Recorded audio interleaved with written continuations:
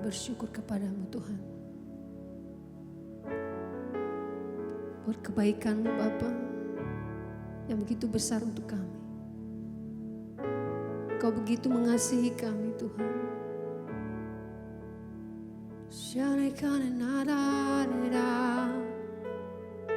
Your love God,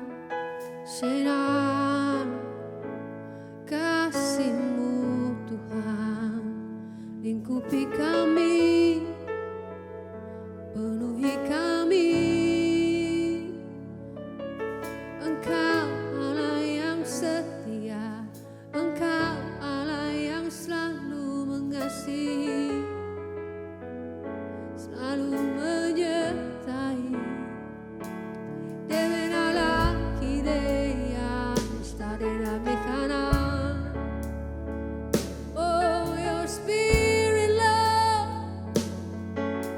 Second and out of lele, oh lele nakile, hadirat-Mu Yesus, penuhi setiap kami, dilekenai, disyai, adai, ajar kami bersyukur, buat kasih-Mu, buat kesetiaan-Mu. Lekane ya da da da shine. Oh Lord, oh Lord, oh Lord, oh Lord. Abba, Abba, Abba, le da da. Shalali kei de na li le, illa mekha shalele nai. Ala ala Abba, kalena.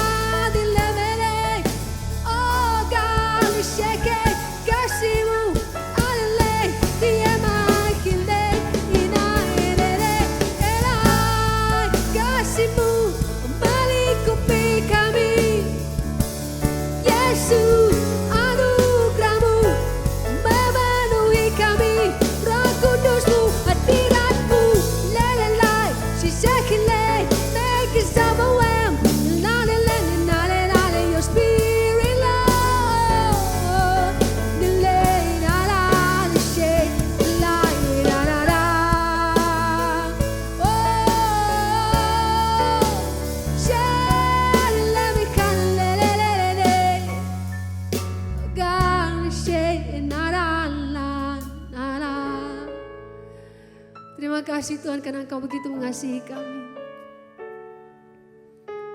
Engkau mencintai kami Tuhan. Dan semua apa yang Engkau lakukan dalam hidup kami, semua yang terbaik Bapa. Begitu hebat kuasa-Mu Bapa. Banyak hal yang mustahil yang Engkau lakukan dalam hidup kami. Mujizat demi mujizat Tuhan, kami boleh alami. Karena kami percaya Yesus kami adalah Yesus yang hidup, yang sanggup melakukan perkara apapun juga. Allah ini shkhala-khalani ini nai. Engkau Allah yang sanggup melakukan mujizat hingga hari ini. Terima kasih Yesus. Dan kami ingin mengalami Tuhan mujizat-Mu hari ini. Apapun itu Tuhan, kami percaya Engkau yang beracara dan luar biasa. Setiap apa yang Engkau kerjakan selalu sempurna. Thank you Lord, thank you Father. Terima kasih Roh Kudus. Syukur kami kepadamu, hormat kami kepadamu. Terimalah sembah dan puji kami Tuhan. Di dalam nama Yesus. Haleluya. Amin. Haleluya.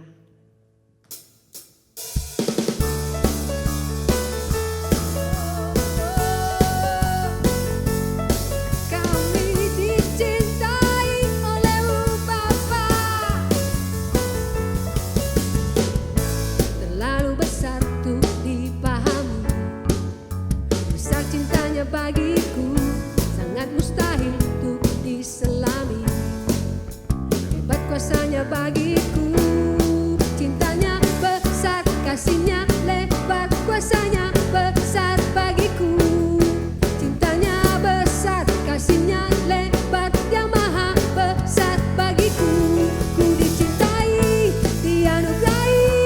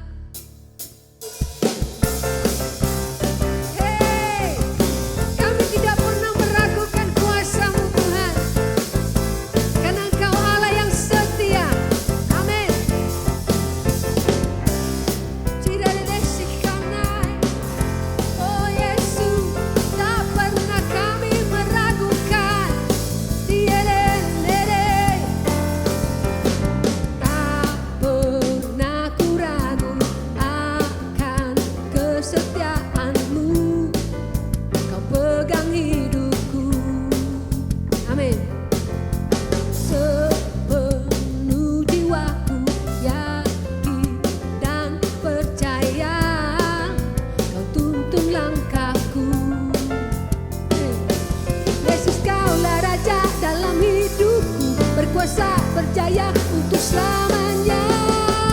Hanya Kau Tuhan, sumber kekuatan, kuasa-Mu tercurah bagiku senantiasa. Dengan-Mu Tuhan, ku kan berjalan dari kemuliaan sampai kemuliaan selamanya. Yes, Lord. Tak pernah ku ragu, Yesus. Katakan, come on. Tak pernah ku ragu akan kesetiaan-Mu. Kau pegang hidupku sepenuh jiwaku, ku yakin dan percaya Kau tuntun langkahku. Yesus, Yesus Kaulah Raja dalam hidupku, berkuasa berjaya untuk selamanya. Hanya Kau Tuhan, sumber kekuatan, kuasa-Mu tercurah bagiku senantiasa. Dengan-Mu Tuhan, ku kan berjalan dari kemuliaan sampai kemuliaan selamanya.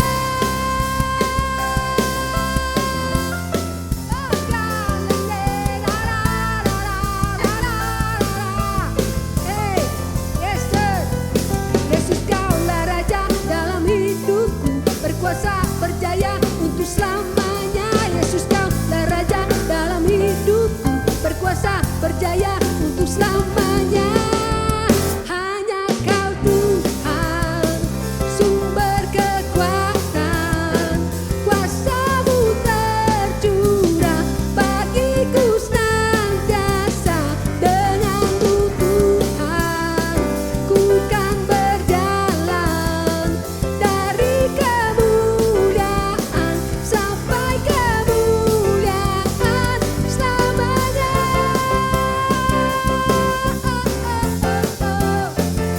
Yes, Lord. Haleluya. Yes, Lord. Haleluya.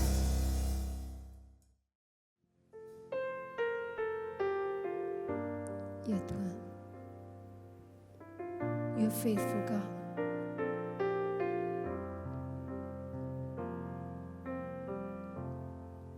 Haleluya. Engkau Tuhan yang setia, waktu-Mu selalu yang terbaik. Engkau Tuhan sandaranku, dan ku hanya kan berharap padamu. Satu-satunya yang ku andalkan, satu-satunya yang ku percaya. Engkau sumber kekuatan, sumber pengharapan, sumber kedamaian. Satu-satunya yang ku andalkan, satu-satunya yang ku percaya. Engkau Tuhan memberkati, Tuhan penyembuhku, Tuhan pemulihku.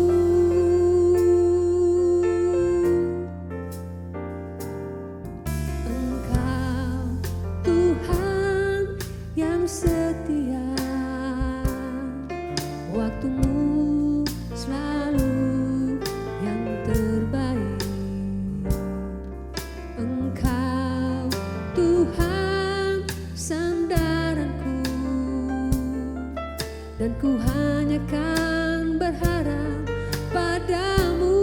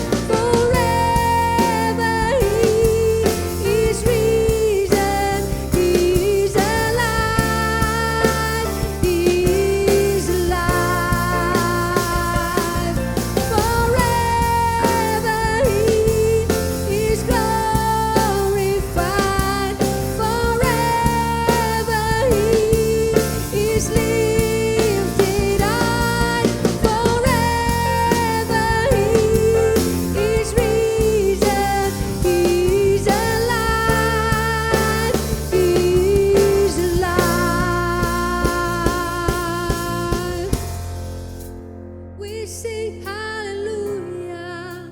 We sing hallelujah. We sing hallelujah.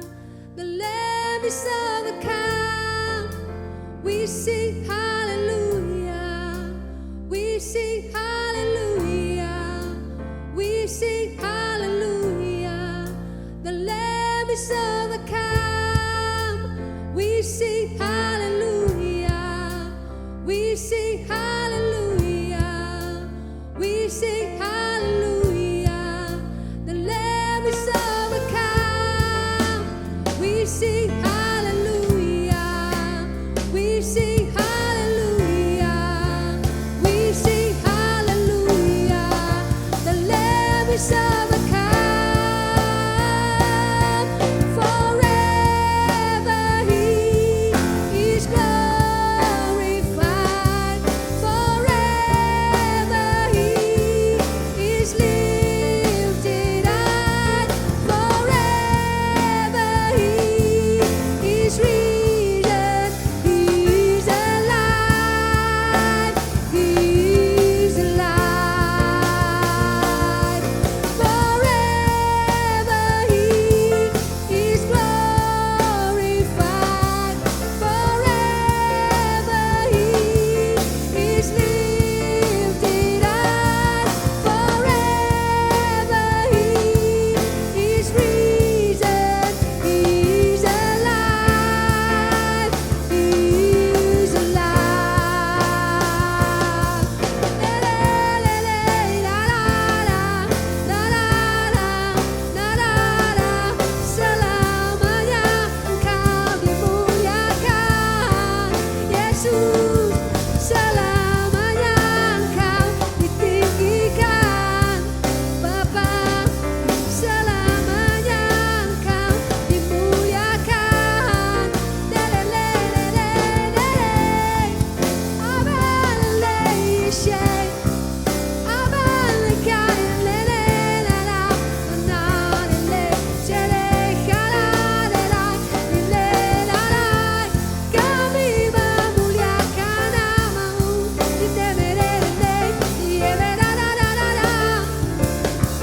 Yesus ele dela kele la la le yaba yaba yaba yaba dele ise dele la la la la la la aba le le le dire shikanan aba le le la le la le la la. So my soul surrenders to my faithful God, my faithful God. You're my hope and anchor. I trust in you. So my soul surrenders to my faithful God, my faithful God.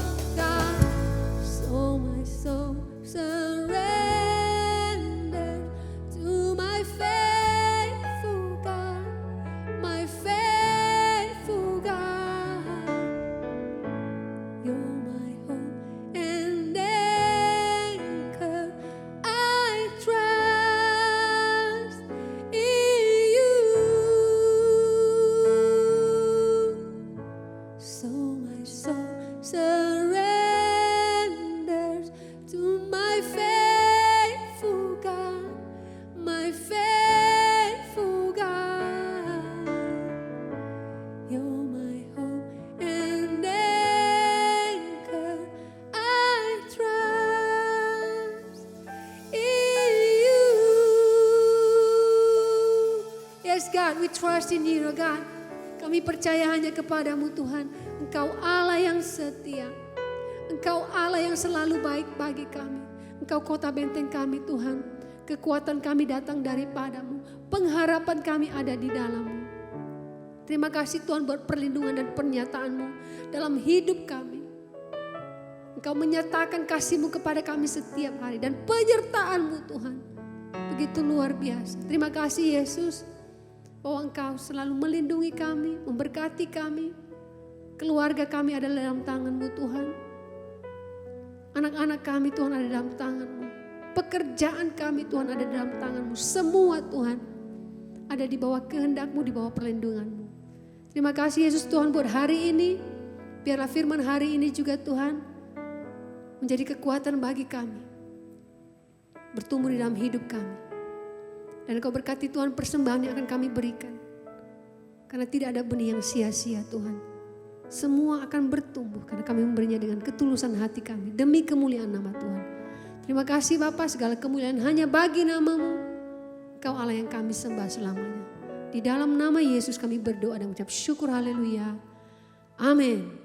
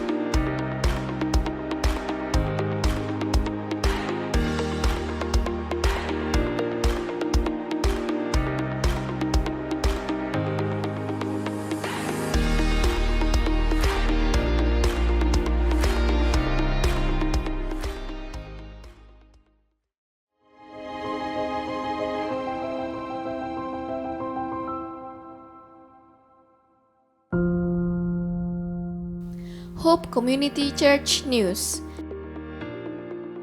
Jika Anda ingin mengetahui informasi seputar HCC, Anda bisa mengikuti akun sosial media HCC di YouTube, Facebook, dan Instagram.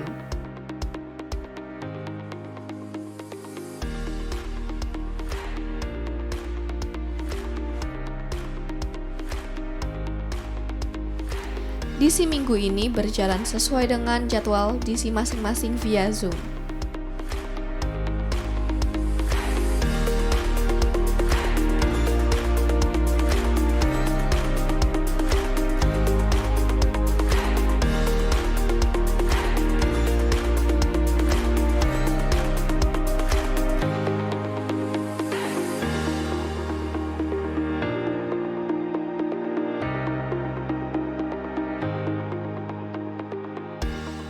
Don't you miss our AIM service at 6:30 p.m. this Friday by Zoom. Online service pada tanggal 29 Agustus pukul 10 pagi akan dilayani oleh Pastor Henry Low. Kami service diadakan pukul 12 siang ini di YouTube.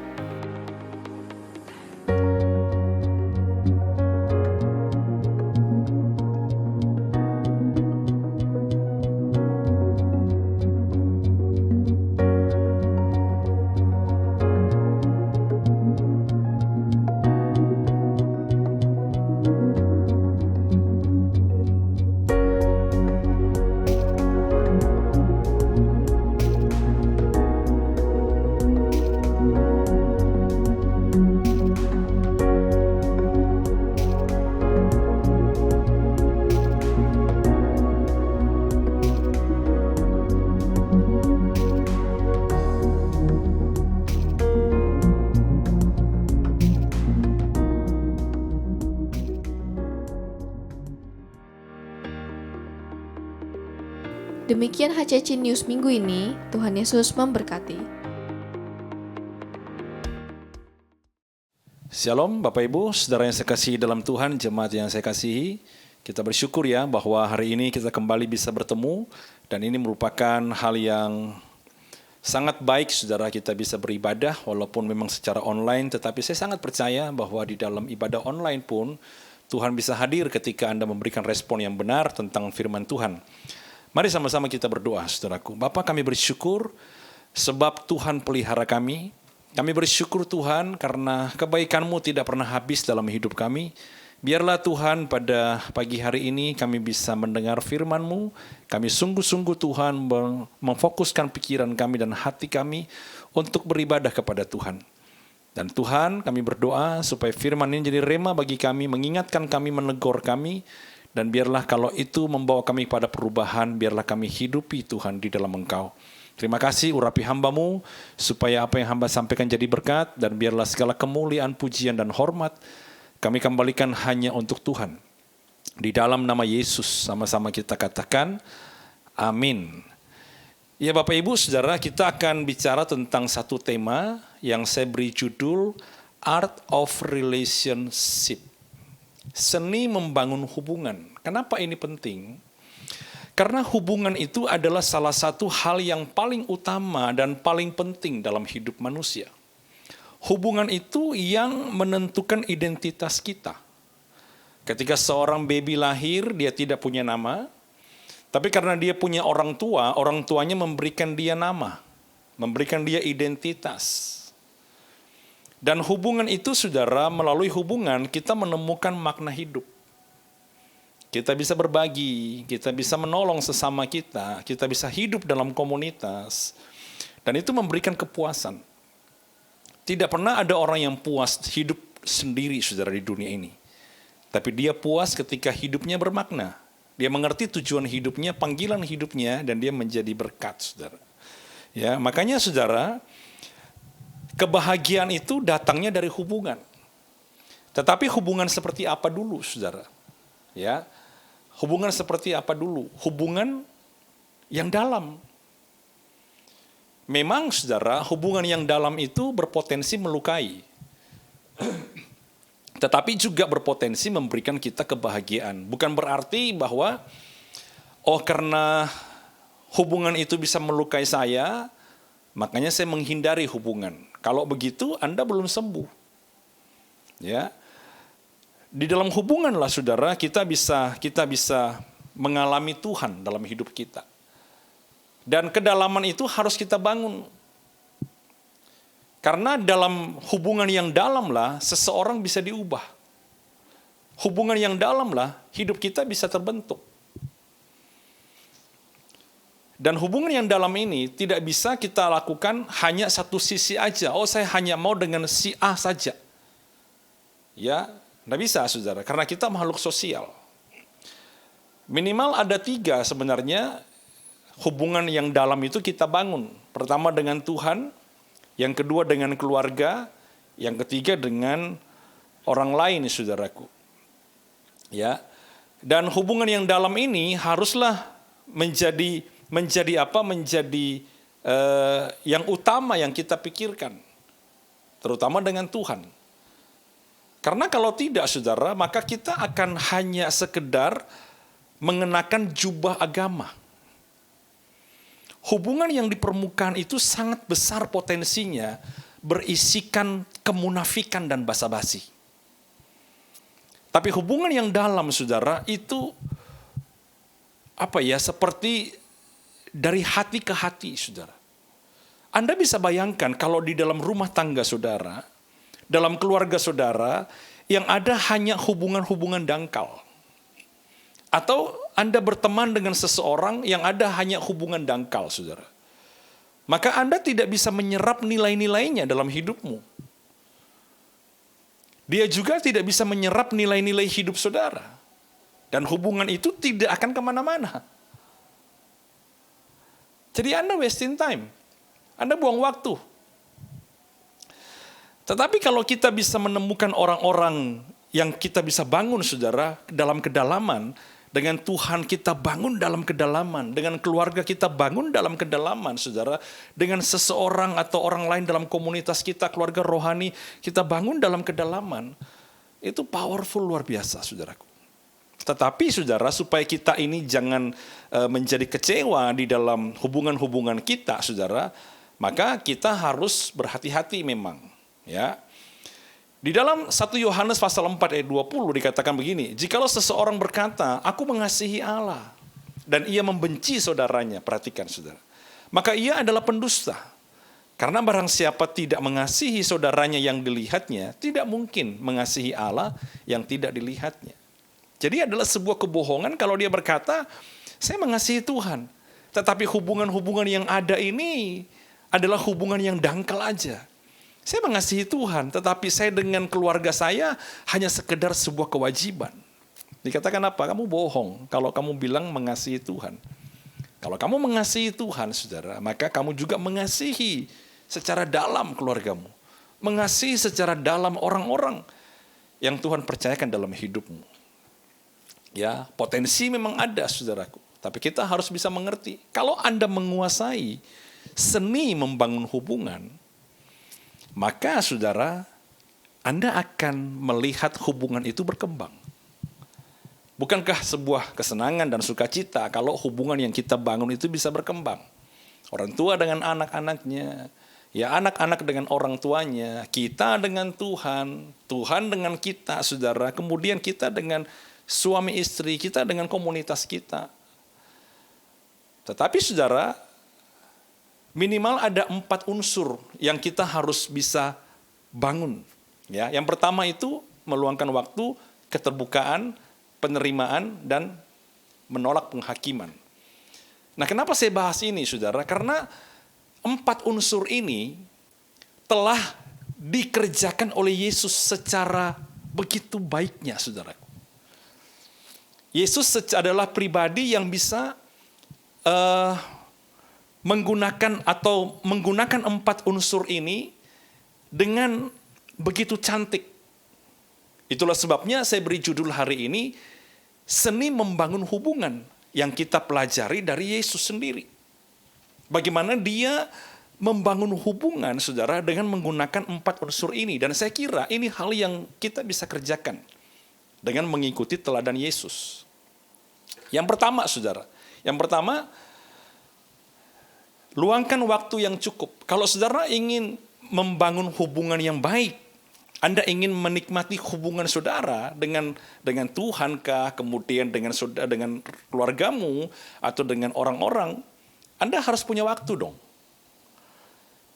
Seperti dalam Matius 26 ayat 40, setelah itu ia kembali kepada murid-muridnya dan mendapati mereka sedang tidur, dan ia berkata kepada Petrus, tidakkah kamu sanggup berjaga-jaga 1 jam dengan aku? Dia berkata, kamu gak sanggup berjaga-jaga dengan aku 1 jam. Yesus bersama dengan para muridnya itu selama 3,5 tahun. Dan dia memberikan waktu kepada muridnya. Dia memberikan waktu jalan sama-sama, makan sama-sama, pelayanan bersama. Yang ngobrol, saudaraku, dia membangun kedekatan. Tidak pernah ada hubungan yang dalam, saudara, tanpa ada investasi waktu di dalamnya. Kalau saudara berkata, Pak, saya dekat dengan dia, tapi saya jarang sekali ngobrol, maka saudara itu tidak akan tercapai. Ketika Yesus ada di Getsemani, saudara, dia minta supaya murid-muridnya tetap bersama-sama dengan dia. Dia berharap, ketika saya sedang bergumul, saya sedang berdoa, kamu juga di situ. Bukan sekedar hadir, bukan sekedar ada, tapi kamu fokus. Bukan ada tapi tidur. Mungkin Anda sebagai orang tua, papalah, saudara, suami atau papalah, Anda berkata, Pak, saya ini bingung dengan anak saya, kok enggak bisa dekat? Nah, apakah saudara punya waktu untuk dia? Ada, Pak. Ya ngapain? Ya lihat HP, ya lihat IG, ketawa-ketawa sendiri, lihat chatting. Kalau itu yang Anda lakukan, saudara, ya sama dengan para murid kan. Dia hadir, tapi tidur. Tuhan bilang, kenapa kamu tidak berjaga-jaga? Kalau kamu mau sebuah hubungan berkualitas, saudara harus kasih waktu. Supaya apa? Bisa mengenal, saudaraku. Ya, ada yang bilang, saudara ya, bahwa kucing itu musuhnya anjing, kan begitu.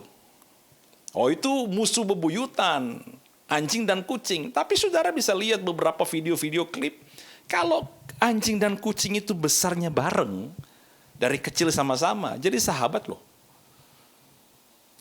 Jadi tradisi permusuhan itu dipatahkan juga kalau hidupnya bareng, saudara. Jadi marilah saudara, kita itu kalau ingin membangun hubungan yang dalam, mari kita membangunnya, saudara, dengan memberikan waktu. Saudara bilang, Pak, saya mau dalam sama Tuhan. Anda kasih waktu enggak? Kita berdoa, saudara. Mesbah pagi itu kita sudah buat dari Senin sampai Kamis. Tapi ada juga yang tidak bisa ikut. Katanya sih, saudara, tidak bisa bangun pagi. Ya marilah, saudara. Saya nggak bisa memaksa saudara, tapi mari kita sadar. Ya, coba latihan. Saya pengen kita dengan rela hati kita membangunnya, kita berdoa. Ya. Kalau saudara bilang, saya bisa berdoa sendiri, Pak. It's okay, saudara. Tapi mari bangun yang berkualitas, Anda sendiri yang tahu. Kalau kita mau berkata, Tuhan, aku mau dekat, aku mau dalam sama Tuhan. Mau tidak mau Anda harus punya waktu. Tapi saya berdoa, Pak. Doamu di mana? Di meja makan. Doamu di mana? Sambil jalan. It's okay, saudara. Itu saya setuju. Tapi mari siapkan waktu khusus. Apakah Anda suka kalau saya bicara sama saudara? Iya, kenapa? Ada apa? Ya enggak apa-apa. Iya, bisa. Sambil saya chatting. Sambil lalu begitu. Apakah Anda senang? Kalau saya meletakkannya dan saya memperhatikan saudara, Anda bicara, saya memperhatikan dengan seksama, saya menangkap segala hal yang Anda sampaikan. Bukan sambil lalu. Pak, saya nggak dekat sama anak saya, nggak dekat sama istri saya. Bagaimana bisa dekat kalau Anda tidak punya waktu? Nah, Yesus, saudara, membangun itu dengan murid-muridnya. Itulah seni membangun hubungan. Seorang ayah bukan hanya diharapkan hadir, tapi diharapkan aktif. Ya. Nah, demikian pula dengan ibadah. Saya banyak dengar, ibadah online itu enggak enak. Nggak bisa fokus, saudara. Fokus dan tidak itu terserah kita, dari kita sendiri, saudara. Saya menemukan ada orang yang bertumbuh luar biasa karena ibadah online itu memberikan dia kesempatan banyak untuk mendengar firman. Firman Tuhan berlimpah di mana-mana. Informasi, pengetahuan, teologi, pendapat, opini, saudara, penafsiran, segala hal pengalaman hidup, semuanya dapat diambil dari media. Dan itu yang dia konsumsi banyak dan dia berkata, hal-hal ini membuka pikiran saya, menyadarkan saya tentang kebenaran. Buktinya ada. Coba saudara perhatikan, saudara. Saya melihat, saudara, ya dari media-media yang muncul, ada banyak orang di tengah-tengah pandemi ini, waktunya banyak untuk Korea. Drama Korea, banyak untuk gaming. Yang ditampilkan, saudara, TikTok mereka ya hal-hal yang begitu, di mana mereka akrab. Nah, terus Anda mau bilang apa, saudara? Anda jadi akrab dengan sebuah lagu. Anda jadi akrab dengan sebuah superstar. Padahal Anda tidak pernah ketemu dengan mereka. Anda tidak pernah ada di negara mereka. Tapi Anda selalu melihat konten mereka. Buktinya Anda mengenal mereka. Demikian pula dengan Tuhan. Kita tidak mungkin tidak melihat dia, tapi kalau kita banyak berbicara, melihat, punya waktu untuk mengetahui, mengenal dia, kita akan tahu siapa dia. Apalagi keluarga saudara yang tiap hari Anda di rumah. Jadi saudara, seni membangun hubungan yang Yesus lakukan. Pertama, dia meluangkan waktu yang cukup. Yang kedua, saudara, adanya keterbukaan. Ini seni membangun hubungan yang kedua. Nah, saudara, Yesus sebagai guru dan Tuhan, sebagai Bapa rohani dan bagi para murid, sebagai mentor rohani, itu dia menampilkan apa adanya, saudara, di hadapan para muridnya. Coba Anda lihat di dalam Matius pasal yang ke-26, ayat yang ke-37 sampai dengan 38. Dan ia membawa Petrus dan kedua anak Zebedeus sertanya, maka mulailah ia merasa sedih dan gentar. Lalu katanya kepada mereka, hatiku sangat sedih, seperti mau mati rasanya. Tinggallah di sini dan berjaga-jagalah dengan aku. Saudara, Yesus ini di hadapan para muridnya adalah sosok yang sempurna, penuh kuasa. Dia melihat orang buta melihat, mereka melihat orang timpang jalan. Bahkan mereka melihat dari tangan Yesus sendiri roti dibagikan dan 5.000 orang makan. Mereka sendiri yang mengumpulkan remah-remah dan sisa roti dihitung 12 bakul. Mereka juga yang melihat Yesus berjalan di atas air supranatural. Mereka juga melihat badai angin topan dengar dia, saudaraku. Seolah-olah sosok ini tanpa celah, tanpa kelemahan. Tapi satu kali, saudara, 3 orang ini ada di Getsemani, Tuhan ngomong, aku ini mau mati rasanya. Sangat sedih, mau mati rasanya. Dia menyampaikan kegentarannya, dia menyampaikan kesedihannya, dia menyampaikan isi hatinya, saudaraku. Saudara, hubungan yang dalam itu butuh keterbukaan. Tidak pernah ada pemulihan tanpa adanya sebuah pengakuan, tanpa adanya keterbukaan. Keterbukaan itu, saudara, adalah awal dari satu pemulihan. Bagaimana orang bisa, sahabatmu tahu, bagaimana orang lain bisa menolong saudara kalau saudara tidak pernah terbuka? Ada banyak orang berkata, saya tidak mau ngomong sama siapa-siapa, biar Tuhan sendiri yang ngomong. Ya, kenapa saudara tidak mempercayakan hidupmu kepada orang lain untuk menolong saudara? Bukan berarti mereka wajib menolong saudara, tapi minimal mereka bisa mendoakan saudara. Yesus berkata kepada para muridnya, kamu di sini ya, saya mau doa. Saya sedih sekali. Saya merasa mau mati aja. Dan saudara, apakah Tuhan mendapatkan jawabannya? Dia kembali, saudara, tidur kok. Seolah-olah tidak peduli. Tapi Tuhan sedang tidak mau ajarkan kita bahwa, oh kamu bisa kecewa. Bukan itu yang jadi poin Yesus. Dia ingin menyampaikan. Dia sebagai guru dan Tuhan, dia ingin supaya murid-muridnya tahu kondisinya. Ada keterbukaan, saudara. Suami istri, kenapa kalian nggak bisa bertumbuh bersama? Ketika ada kesulitan, saling menyalahkan, saling tuduh-menuduh. Kenapa tidak bisa berjuang bersama? Kenapa tidak bisa berlutut bersama, saudara? Karena mungkin istrimu nggak tahu apa yang kau sedang alami dalam hidupmu. Pak, kalau saya ngomong, Pak, dia malah ngoceh. Istri juga mungkin tidak mengerti, saudara. Atau mungkin suami tidak mengerti apa kondisi istrinya.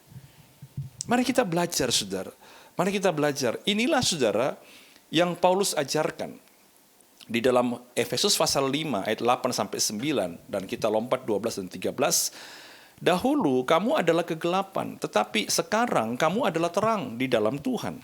Sebab itu hiduplah sebagai anak-anak terang. Karena terang hanya berbuahkan kebaikan, keadilan, dan kebenaran. Sebab menyebutkan saja pun apa yang dibuat oleh mereka di tempat-tempat yang tersembunyi telah memalukan. Tetapi segala sesuatu yang sudah ditelanjangi oleh terang itu menjadi nampak. Sebab semua yang nampak adalah apa, saudara? Adalah terang. Nah, terang berbuahkan kebaikan, keadilan, dan kebenaran. Sementara kegelapan berbuahkan hal-hal yang memalukan dan melanggar. Nah, hal-hal yang disembunyikan, saudara, pada saat kita tidak membuka diri kita terhadap seseorang, bahkan terhadap Tuhan atau kepada keluarga kita, maka itu bisa menjadi potensi yang besar di mana dosa bisa berkembang di sana. Bagian gelap itu adalah tempat di mana dosa dan iblis bersembunyi. Itulah sebabnya dikatakan apa? Perlu ada sebuah keterbukaan supaya engkau bisa dibangun. Supaya hubungan itu menjadi hubungan yang ada akuntabilitas, ada pertanggungjawaban. Bukan untuk kepoin saudara, tapi untuk menolong saudara.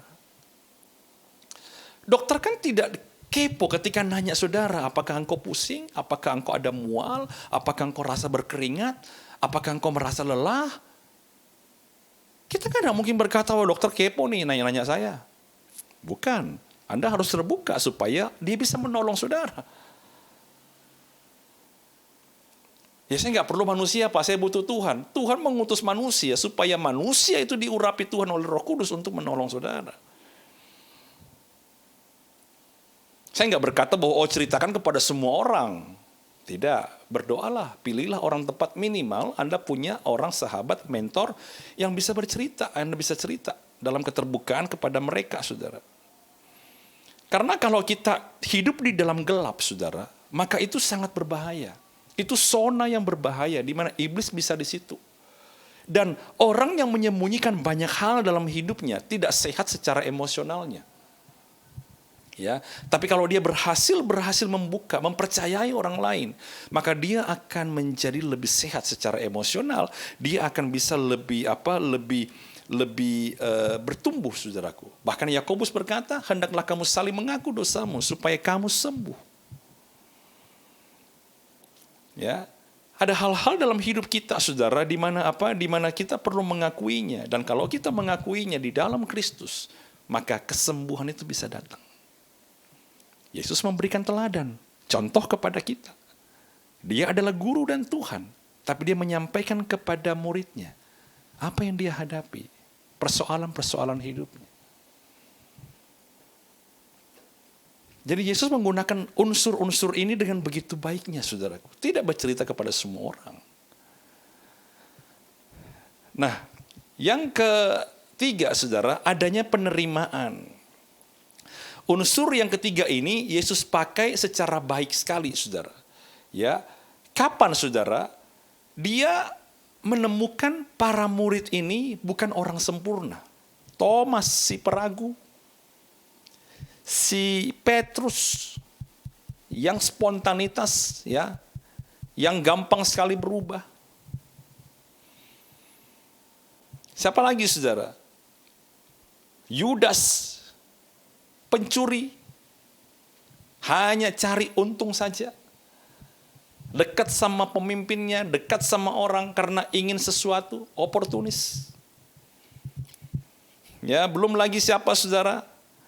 Anak-anak guru, ya, anak-anak Zebedeus, macam-macam, saudara. Bahkan Petrus, saudara, nyangkal dia. Ketika ditanya, saudara, kamu kan sama-sama dengan Yesus. Enggak, aku enggak kenal dia. Sampai terakhir aku sumpah, aku enggak pernah kenal dia. Saudara bayangin, saudara, Yesus ada di sana. Tapi dia mendengar begitu, saudara, pasti muncul nada kekecewaan. Sudah diperingati kok, udah dikasih tahu, kamu akan nyangkal aku 3 kali sebelum ayam berkokok. Enggak, semua lari meninggalkan engkau, aku tetap ada. Sampai ketika dia menyangkal yang ketiga, Tuhan noleh karena terdengar. Ngomong tok kamu itu. Enggak setia. Enggak tepat janji. Tapi apakah Tuhan meninggalkan mereka? Enggak.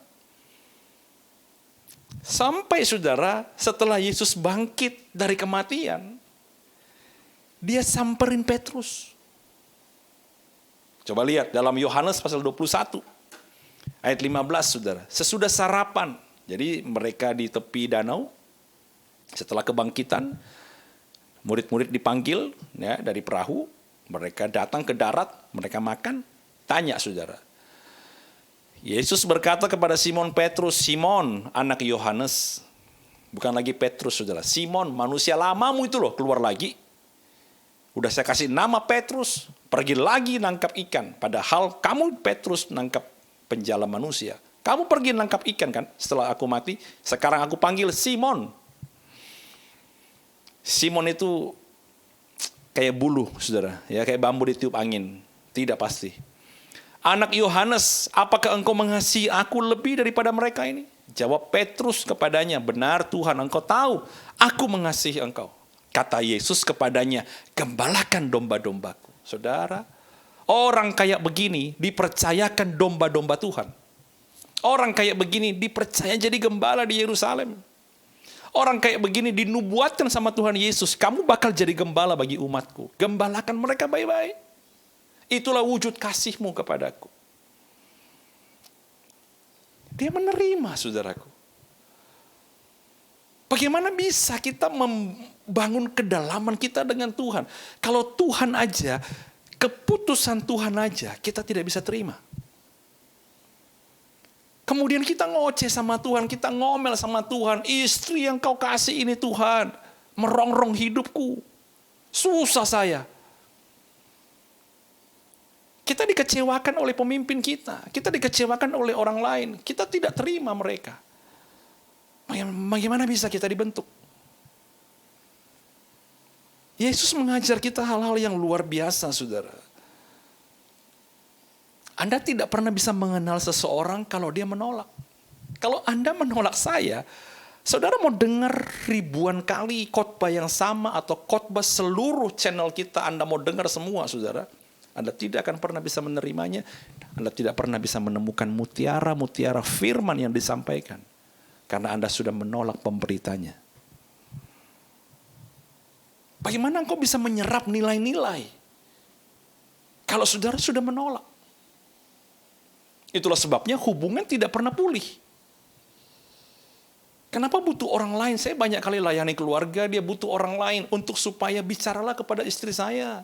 Supaya dia sadar. Bicaralah kepada anak saya, kepada suami saya. Supaya dia sadar.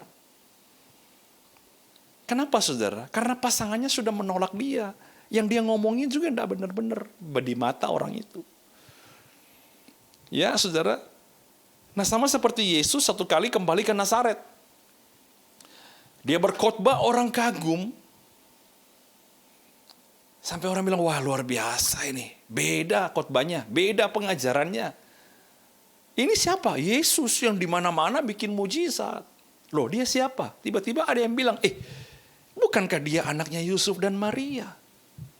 Bukankah dia saudara-saudaranya ada sama-sama kita? Bukankah dia rumahnya di sana?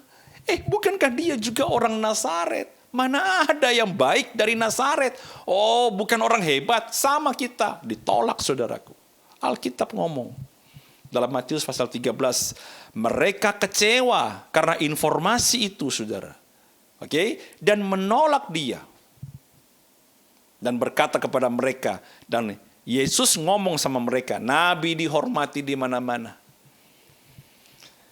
Kecuali di tempat asalnya sendiri di rumahnya. Karena ketidakpercayaan mereka, tidak banyak mujizat diadakan di situ. Tidak bisa keluar power itu saudaraku. Bukan Yesusnya terbatas, yang nerimanya terbatas. Kenapa saudara tidak mengalami lagi perjumpaan dengan Tuhan? Karena saudara kecewa dengan keadaanmu dan berpikir saudara, jangan-jangan Tuhan tidak mendengar doa. Sehingga engkau malas lagi berdoa. Bukan Tuhannya terbatas. Tapi engkau sudah membuat sebuah blok tembok. Mungkin engkau dekat dengan seseorang dulunya, saudaraku. Tapi karena engkau memiliki sebuah pemikiran bahwa aku tidak disayang, aku tidak diperhatikan, ya sudahlah. Maka segala hal yang disampaikan tidak lagi menjadi nutrisi bagi iman saudara. Yesus mengajar kita. Harus ada penerimaan di dalam hubungan itu. Kalau engkau mau melihat sebuah hubungan jadi indah. Ya. Dan yang terakhir saudara, jangan ada penghakiman. Ya, jangan ada penghakiman. Tuhan pakai unsur ini untuk membangun kedalaman dengan seseorang. Ya, penghakiman itu begini saudara, itu nempel label di jidat orang. Bukan secara fisik, tapi di pikirannya dia, tulisan itu ada di sini. Orang kikir, nah itu dia. Itu judging saudara, penghakiman. Orang pemalas, udah tempel di sini saudara. Siapa? Si A, oh aduh, pemalas itu. Nah, apalagi saudara? Siapa? Aduh, suamiku, waduh itu keras kayak batu. Kalau dia berubah, nanti tunggu ayam tumbuh gigi. Artinya apa? Tidak mungkin berubah. Itu judging saudara. Oh, kalau sudah bicara si A, sudahlah. Jangan pernah diminta memberi. Kikir. Sepertinya ada label-label tuh di jidat orang. Tuhan bilang kalau kamu berpikir kayak begini, kamu tidak akan melihat hubungan itu jadi harmonis. Kalau kamu label suamimu, engkau tidak akan pernah berdoa bagi dia, engkau tidak akan pernah supaya dia mengalami perubahan. Kalau Yesus mau label kita, saudara, tidak ada satupun di antara kita yang selamat. Coba saudara, pikirkan. Anda sendiri tahu hidupmu seperti apa kan? Apalagi Tuhan. Tapi dia nggak pernah menghakimi saudara kan? Bahkan dia menolong saudara supaya Anda melewati masa-masa sulit, melewati hidupmu sendiri dan mencapai potensi maksimalmu. Ya, ini ada satu gambar. Stop judging others. Stop menghakimi orang lain. Counting other people's sins does not make you a saint. Ya, menghitung dosanya orang lain tidak membuat Anda lebih kudus. Tapi kita suka begitu, saudara. Ya, jadi ngomong. Makanya Lukas bilang begini, mengapakah engkau melihat selumbar di dalam mata saudaramu, sedangkan balok di dalam matamu sendiri apa? Tidak engkau ketahui. Anda tahu selumbar? Selumbar itu serbuk gergaji. Jadi diandaikan kayak balok, ya, kemudian digergaji, serbuknya itu namanya selumbar.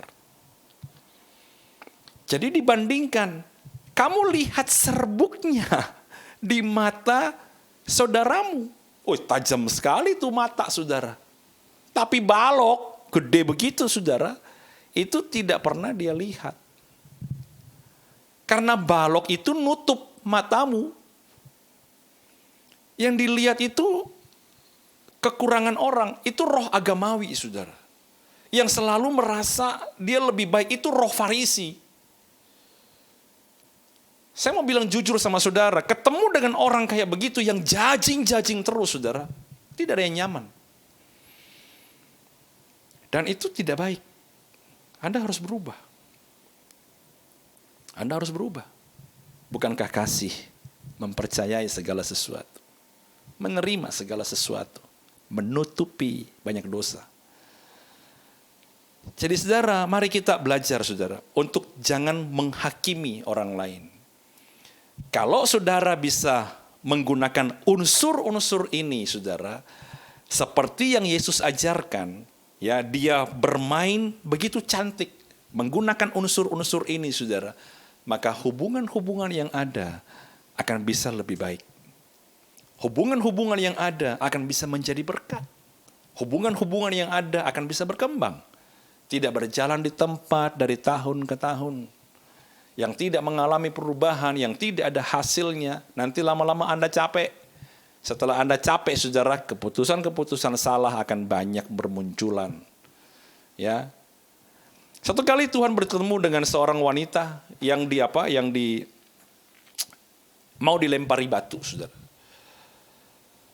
Kemudian orang-orang Farisi berkata, hukum-hukum Musa berkata, kalau kedapatan bersinah itu dibunuh dengan cara dilempari batu. Tuhan bilang ya lempar aja. Kalau di antara kalian ada tidak berdosa. Kan sederhana. Secara hukum kamu taat, tapi syaratnya kalau ada yang tidak berdosa. Syarat pertama terpenuhi, melanggar hukum, melanggar perintah.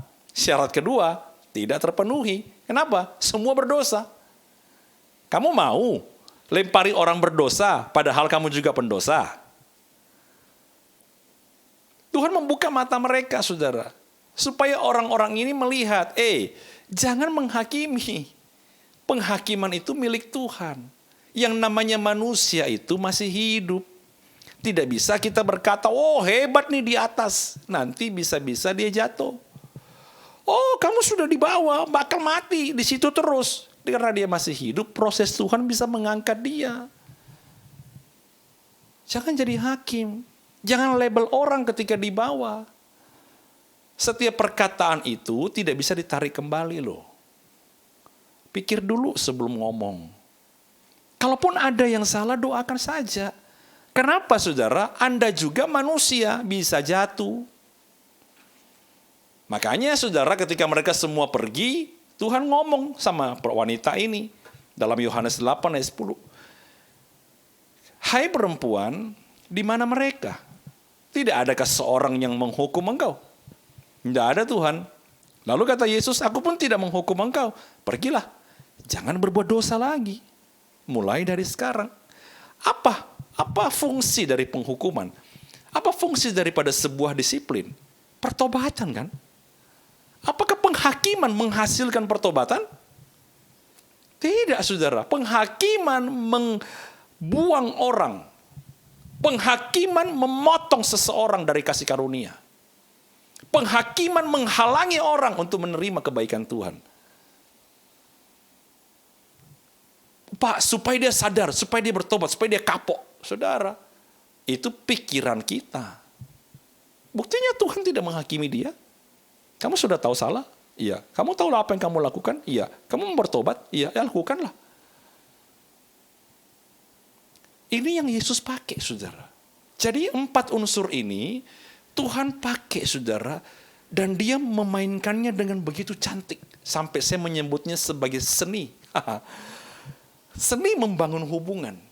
Ketika kita mengikuti teladan Yesus, saudara, saya sangat percaya hubungan-hubungan yang kita bangun dengan Tuhan, dengan keluarga kita, dengan sesama kita akan menghasilkan sesuatu yang baik. Dan disitulah kita melihat keindahannya. Disitulah kita melihat pertumbuhannya. Disitulah kita melihat perubahan-perubahan hidup orang lain. Dan kita bisa menjadi berkat. Amin, saudaraku.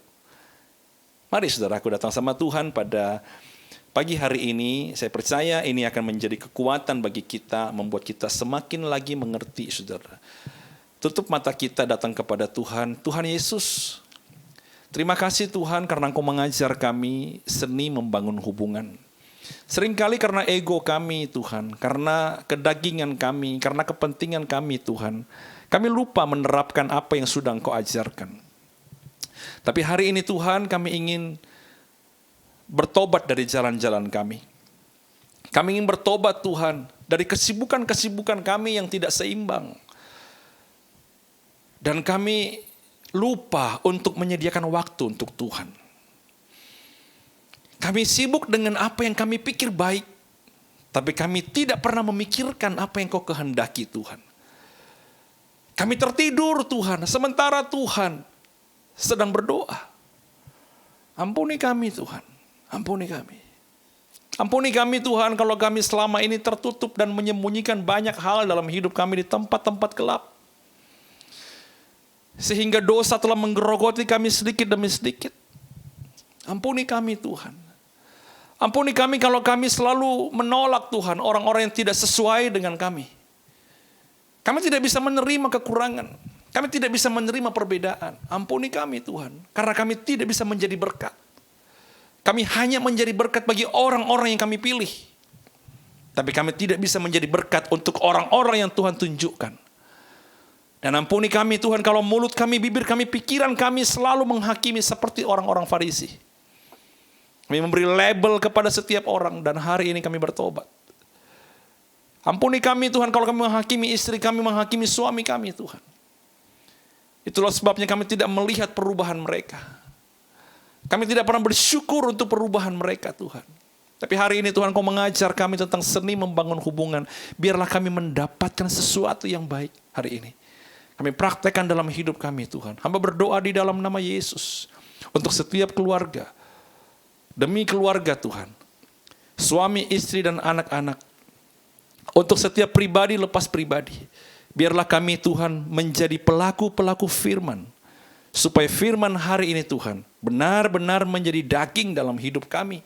Kami praktekkan, kami pakai Tuhan. Dan kami memuliakan nama Tuhan.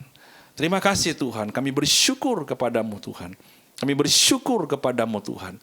Biarlah Tuhan anugerah kasih setiamu sampai kepada setiap anak-anakmu. Supaya kami menjadi orang-orang percaya yang menjadi berkat dalam kehidupan kami lewat hubungan-hubungan yang kami bangun.